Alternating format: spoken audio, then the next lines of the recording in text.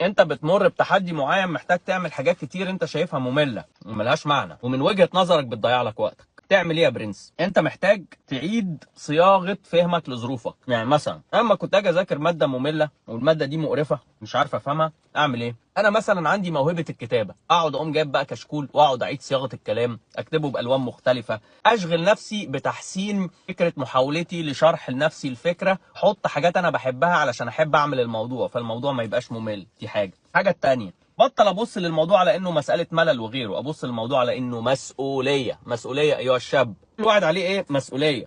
وانت من فهمك لمسؤوليتك يا كابتن ان انت محتاج تنجز حاجات معينه بغض النظر عن انطباعاتك ومشاعرك ناحيتها، وبغض النظر عن مدى صعوبتها. ليه؟ عشان هو كده عشان دي مسؤوليه.